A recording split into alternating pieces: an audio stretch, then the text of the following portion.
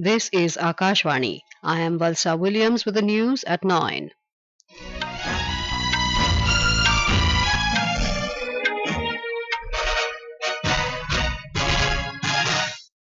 The headlines: GST Council at its 53rd meeting in New Delhi decides to roll out PanIndia biometric-based Aadhaar authentication to check fake invoicing.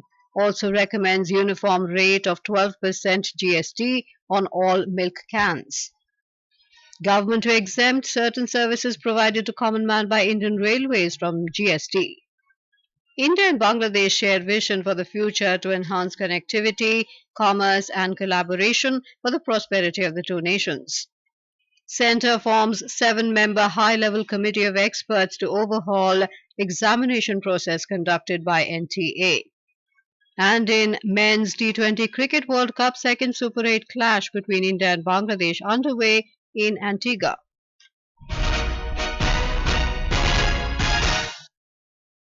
The Goods and Services Tax GST Council at its 53rd meeting in New Delhi today decided to roll out PanIndia biometric-based Aadhaar authentication to check fake invoicing.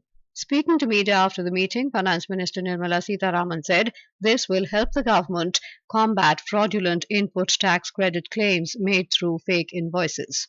There is going to be a rolling out of biometric-based Aadhaar authentication in an all-India basis. So this will help us to combat fraudulent input tax credit claims made through fake invoices. Ms. Sitharaman said GST Council has recommended a uniform rate of 12% GST on all steel, iron and aluminium milk cans. Council recommended to prescribe a uniform rate of 12% on all milk cans, meaning steel, iron, aluminium, which are irrespective of the use.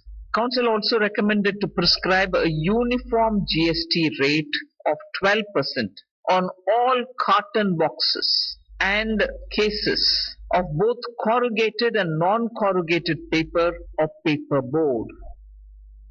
The minister also announced that services provided by the Indian Railways to the common man will not attract any GST. Services provided by Indian Railways to the common man: sale of platform tickets, facility of retiring rooms, waiting rooms, cloakroom services, battery-operated car services are being exempted from GST. Further, intra-railway supplies are also being exempted.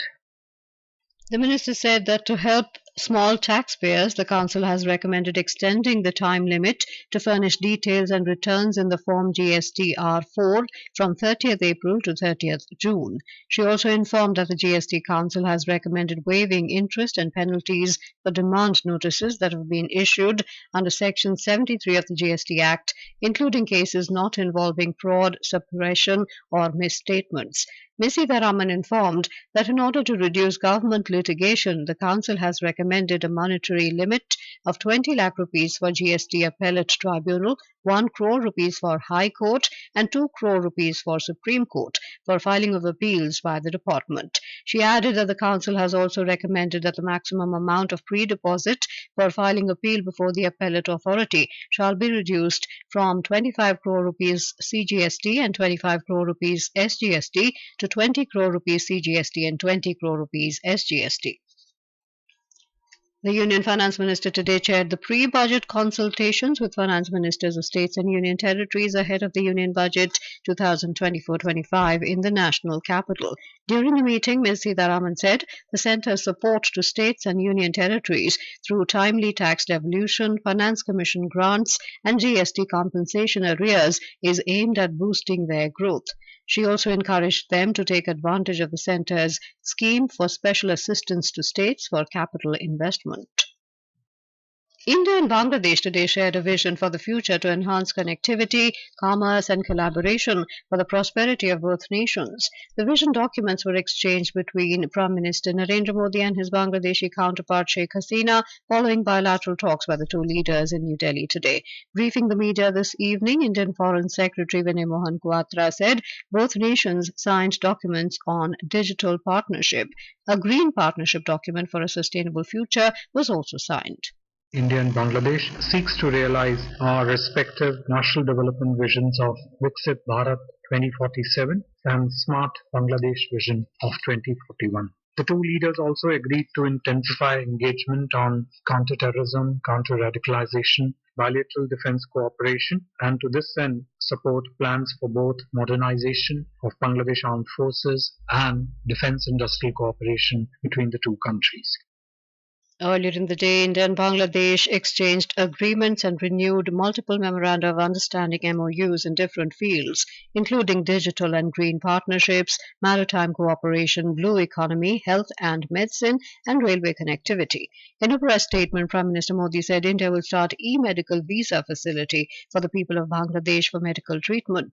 He added that a decision has also been taken to open a new Assistant High Commission in Rangpur.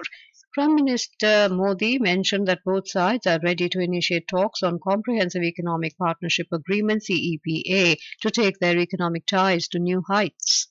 Bharat Bangladesh मैत्री satellite हमारे संबंधों को नई ऊंचाई देगी, हमारे आर्थिक संबंधों को नई ऊंचाई पर ले जाने के लिए दोनों पक्ष सीपा पर बातचीत शुरू करने के लिए सहमत हैं। हमने 1996 के गंगा रिवर ट्रीटी के रिन्यूअल के लिए टेक्निकल स्तर पर बातचीत शुरू करने का निर्णय लिया है। बांग्लादेश में तीस्ता नदी के संरक्षण एवं प्रबंधन पर बातचीत के लिए शीघ्र ही एक टेक्निकल टीम बांग्लादेश का दौरा करेगी।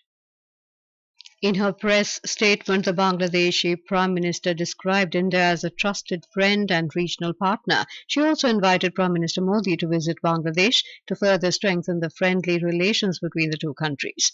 Prime Minister Sheikh Hasina also called on President Draupadi Murmu and Vice President Jagdeep Dhankar this evening. The Bangladesh Prime Minister arrived in New Delhi yesterday on a two-day visit to India. This is Akashvani giving you the news. For quick news updates round the clock, follow us on our Twitter handle at AIR News Alerts. New criminal laws, namely Bharatiya Nyaya Samhita 2023, Bharatiya Nagrik Suraksha Samhita 2023 and Bharatiya Sakshya Adhiniyam 2023 will come into force from the 1st of July 2024. To know about the new criminal laws, you can download NCRB Sankalan of Criminal Laws mobile app from Play Store or App Store. This app serves as a comprehensive guide, providing complete information about the new criminal laws at one place. Welcome back. You're listening to the news at 9. The Union Education Ministry has constituted a high-level committee of experts to ensure the transparent, smooth and fair conduct of examinations by the National Testing Agency (NTA). The 7-member committee, chaired by former ISRO chairman Dr. K. Radhakrishnan, has been tasked with recommending reforms in the examination process of NTA to enhance efficiency and prevent breaches, improve data security protocols, and review the structure and functioning of the agency. It comes after a few irregularities came to the government's notice with regard to the National Eligibility cum Entrance Test (NEET) Undergraduate 2024 examination for admission to medical programs, which is conducted by the NTA. The committee has been given 2 months' time to submit its report to the ministry. The members of the committee include former AIIMS Delhi Director Dr. Randeep Guleria, Vice Chancellor of Central University of Hyderabad, Professor B. J. Rao, Professor Emeritus at IIT Madras, Professor Ramamurthy K., and Dean of Student Affairs at IIT Delhi, Professor Aditya Mittal. After the constitution of the committee, in a social media post, Union Minister of Education Dharmendra Pradhan said students' interests and their bright future will always be the government's top priority. Mr. Pradhan said the government is committed to transparent, tamper-free and zero-error examinations. He said the setting up of the high-level committee of experts is the first in a series of steps to improve the efficiency of the examination process, put an end to all possible malpractices, strengthen data security protocols, and overhaul and reform the NTA. The University Grants Commission (UGC) has welcomed the decision of the Union Education Ministry to form a panel to recommend reforms in the examination process conducted by the NTA. In a social media post, UGC Chairman Mamidala Jagdish Kumar said the recommendations will strengthen the country's national entrance examination system. Meanwhile, the Bihar police have arrested 6 persons from Deoghar district of Jharkhand in connection with alleged irregularities in the NEET examination. Upon identification, all suspects were taken into custody and transferred to Bihar. It may be noted that the Economic Offence Unit of Bihar is investigating the case. Defence Minister Rajnath Singh has said democracy in India is getting stronger day by day and it has earned a special place in the world based on its democratic strengths. Mr. Singh was speaking at an event in his parliamentary constituency Lucknow in Uttar Pradesh today. The Defence Minister said over the last 10 years the direction and condition of the country as well as the mood of the people has changed. Jammu and Kashmir Lieutenant Governor Manoj Sinha performed the Pratham Puja to mark the ceremonial commencement of the annual Shri Amarnath Yatra through video conferencing today. Interacting with the media, the Lieutenant Governor highlighted the significant enhancements in essential facilities, infrastructure and security, emphasizing that the government is taking every possible measure to ensure the yatra is smooth, safe and hassle-free. He urged the people of the state to come together to welcome and serve the pilgrims coming from different parts of the country and abroad. This year, the annual Shri Amarnath Yatra will start from the 29th of June, simultaneously from both routes, the Pahalgam track in Anantnag district and Baltal in Ganderbal district. The first session of the 18th Lok Sabha will begin on Monday. During the session, the oath and affirmation of newly elected members will take place. On the eve of the first session of the 18th Lok Sabha, the News Services Division of Akashvani will bring you special discussions on Issues Before Parliament and Sansad Ke Samaksh Mudde. Issues Before Parliament program can be heard on Akashvani Rainbow and additional frequencies, and Sansad Ke Samaksh Mudde can be heard on Akashvani Gold and additional frequencies from 9:30 p.m. to 10 p.m. tomorrow. Sri Lankan President Ranil Wickremesinghe has expressed gratitude for India's financial support that helped the island nation survive 2 tough years of economic crisis. Addressing the 31st All India Partners Meet in Colombo, Mr. Wickremesinghe emphasized his commitment to maintaining a strong partnership with India. External Affairs Minister Dr. S. Jaishankar made an official visit to Sri Lanka on Thursday, during which he discussed avenues for strengthening India-Sri Lanka cooperation in various sectors. India has been pursuing several projects that would help Sri Lanka achieve energy self-sufficiency. Canadian law enforcement authorities have assured that investigations into the bombing of Air India's Kanishka Flight 182 remain active and ongoing, terming it the longest and one of the most complex domestic terrorism probes. The statement came as the tragedy marks its 39th memorial anniversary. In men's T20 Cricket World Cup, the second Super 8's clash between India and Bangladesh is underway in Antigua.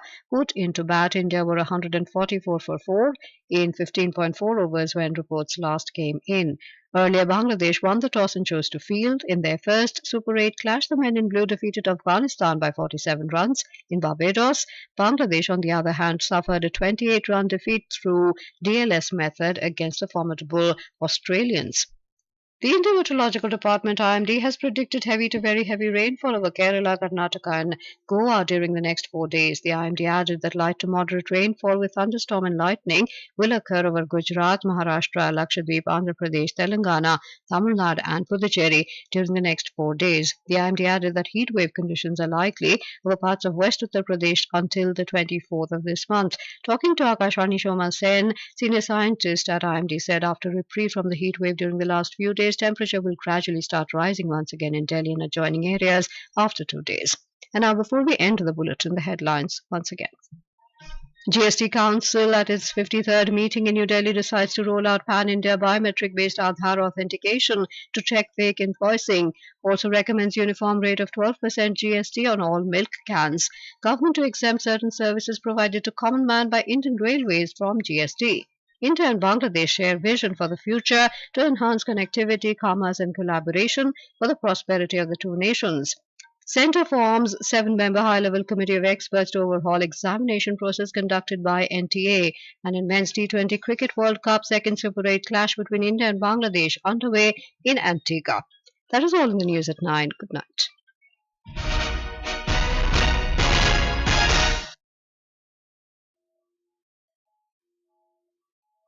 This is Akashvani,